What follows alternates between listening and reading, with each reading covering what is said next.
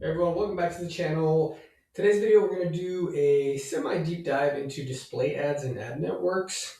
We're just going to explore how to monetize your blog effectively with display advertising, which is my personal favorite. More importantly, how to do it the right way. I'm going to cover things like understanding what display ads are to navigating the complex world of ad networks. Let's get started by defining some terms. But first, Nick Garcia here. I have been blogging for over 15 years, full time for close to 10. Make now from display ads anywhere from $300 to $600 a day across a few different websites, a lot of different niches, and I most of my traffic comes from Pinterest. So let's get into it. So what exactly are display ads? You see them everywhere on the internet, and they're essentially blocks of advertising that appear on websites and blogs. These can be simple text ads, eye-catching image banners, or even video ads that are played automatically. While some might view them as a necessary evil, these ads are the economic engine that allows countless bloggers to create and share high-quality content for free. They represent a legitimate way for content creators to be compensated for their hard work. So now you might be wondering if these ads can actually provide a full-time income. So building on that, the answer is a resounding yes. A full-time income from display ads is absolutely possible. Companies like Mediavine, where I am a member of, regularly publish income reports that show bloggers across various niches earning substantial monthly revenue. However, the crucial factor here is traffic volume. Without a significant number of visitors, premium ad networks won't even consider your site. And lower tier options like Google AdSense will generate very little income. This means your ad revenue scales directly with your audience size. But when is the right time to actually start using them? So given that traffic is the most important thing, it's crucial not to jump into display ads too soon. When your blog is still growing, display ads can actually be counterproductive. Premium ad networks have strict traffic minimums, and Google AdSense, while accessible, offers incredibly low revenue at this stage, often just $10 to $20 a month. Instead, focus on other monetization strategies like affiliate marketing or selling your own products. I recommend waiting until you hit at least 10,000 monthly sessions before you even consider display ads. And speaking of Google AdSense, there's a strong reason to completely avoid it.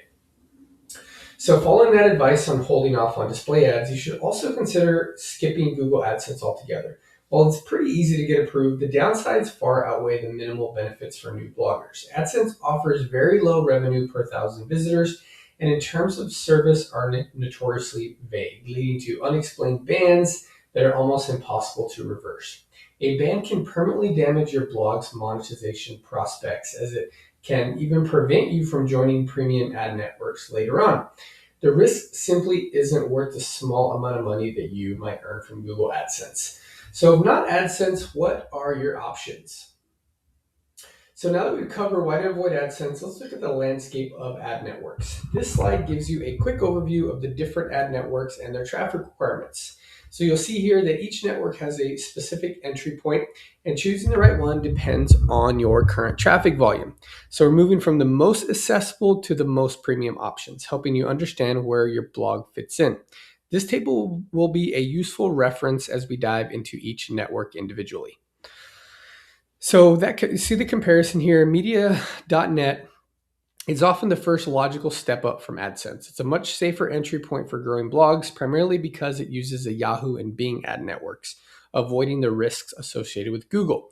With a minimum of 5,000 page views per month, it's accessible for many blogs that are just starting to gain some traction. Plus, you get slightly higher revenue than AdSense without the constant worry of a ban. It's a sensible choice for those not yet ready for premium networks. So the next step after Mediavine.net would be Ezoic, which offers a significant jump in revenue potential, often doubling what you'd see from AdSense. However, this increased earning comes with a trade-off: technical complexity. Ezoic requires 10,000 unique visitors per month, and while there's no setup fee, you'll be responsible for the integration. Many bloggers find this setup frustrating, especially with caching conflicts. So it's best for those comfortable with the bit of technical tinkering.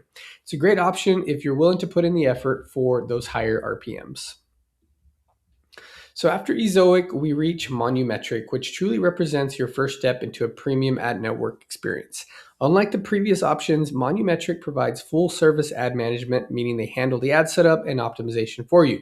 While there's a $99 setup fee, it's only charged after your site is accepted, and it's well worth it for the professional management.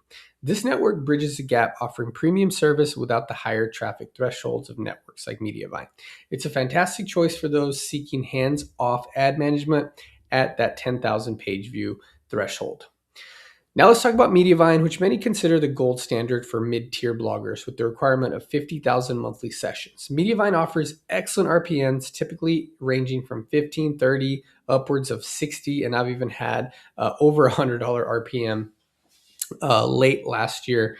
And this year so far, it's been consistently around $70. So they provide outstanding support, pretty good support, I won't say outstanding, and a thorough content review process ensuring quality. It's important to note that Mediavine uses sessions as a metric, which is different from page views or unique visitors. This network is a recommended target for most growing blogs due to its balance of revenue support and reasonable traffic threshold. So we've talked about Mediavine as a gold standard, but what about AdThrive? AdThrive often requires double the traffic of Mediavine, yet it typically delivers very similar RPMs. So many bloggers find that the promised 20% increase in revenue doesn't actually happen. In fact, switching between these networks will and usually will drop your RPMs for up to 3 months while the new platform learns your site. One publisher even saw their RPMs cut in half after switching, and they quickly moved back to Mediavine. So for most of us, Mediavine remains the better choice, and the disruption of switching networks just isn't worth it for marginal gains. But before you even think about applying to any of these networks, there are some crucial steps you need to prepare your website. So it's not enough just to hit those traffic numbers. Your site also needs to pass a quality review. First, you absolutely must have a privacy policy page. This is a legal requirement in most places, and ad networks won't even consider your application without it. Second, if you use affiliate links, you need to have a clear disclosure page. This includes specific language for Amazon Associates if you're part of that program. Finally, ad networks look for content diversity. If almost all of your traffic goes to just 1 or 2 posts, they might ask you to reapply later. They want to see a healthy spread of content. And speaking of diversity, your traffic sources matter a lot too. So many new bloggers rely heavy on Pinterest for traffic. And while it's a great starting point, premium ad networks see an over-reliance on Pinterest as somewhat of a red flag. Content optimized for Pinterest, like heavy image-heavy roundups, often doesn't rank well on Google. If 97% of your traffic comes from Pinterest, networks view this as a stability risk because those traffic spikes can be seasonal and unpredictable. To address this, you should create long-form SEO-optimized articles alongside your Pinterest content. Make sure these articles are easy for reviewers to find on your homepage, and consider updating older roundup posts with more text to make them more competitive for Google search. This helps demonstrate a more stable and diverse traffic profile. So now that we've covered the preparation, let's look at a clear roadmap for integrating ad networks into your blog growth. This roadmap helps you maximize ad revenue at every stage of your blog's journey. So when you're under 10,000 monthly sessions, you should completely skip display ads and instead focus on affiliate marketing or selling your own products and services. Once you hit that 10,000 monthly session mark, you can consider Ezoic or Monumetric, both offering much better returns than AdSense. Then at 50,000 sessions, Mediavine becomes your prime target, provided that your site is ready. This structured approach ensures you're always making the most profitable decisions for your ad strategy. So next, we'll dive into some pro tips for managing these ads effectively. Before we move on, I want to mention Journey as well as another ad network option. Now, I've done a lot of these different ad networks. The only one that I haven't done is AdThrive, and I currently have a site on Journey as well as Mediavine. I really like Journey. I'm just waiting to get to that point of Mediavine where that traffic threshold for that particular website. Journey does not have a lot of support, but you can have decent RPMs. I mean, I'm still in the 15 to 20 RPM, but it's very inconsistent. And so Journey just is another option in case you are considering that right there. All right, so while display ads are a really good passive income stream, smart management is crucial for maximizing your overall revenue. A key insight here is knowing when not to show ads, especially on pages designed to convert visitors. You should always disable ads on sales pages or landing pages because those ads can distract potential customers and send them away for mere pennies. Also, avoid obsessing over switching ad networks. Your RPMs are primarily driven by your niche and audience, not the specific network. Instead, focus on increasing content quality, which boosts long-term traffic and SEO, and always monitor your traffic's geography as that significantly impacts your ad revenue. Now let's bring it all together with a summary of some key takeaways here. So I covered a lot today. The main takeaway is that sustainable ad income is built on traffic, quality, and patience. Remember, display ads are a legitimate income source, but only when you have enough traffic. You should definitely skip Google AdSense to avoid its risk and instead follow our milestone-based roadmap, moving from Ezoic or Monumentric or Journey, then to Mediavine as your traffic grows. Always prepare your site thoroughly before applying to premium networks, focusing on that content and traffic diversity. Mediavine is generally the best choice for most bloggers and the one that I recommend, and switching networks often is just not worth the hassle. Finally, always disable ads on conversion-focused pages to protect your other revenue streams. Display ads are a powerful tool, but they work best as part of a diversified monetization strategy, not as your only income source. For example, I've made multiple six figures on affiliate marketing, on selling courses, low ticket courses in health and weight loss space, ranging from $10 to $50. Sold over 20,000 of those, well over six figures, well over $500,000 on that.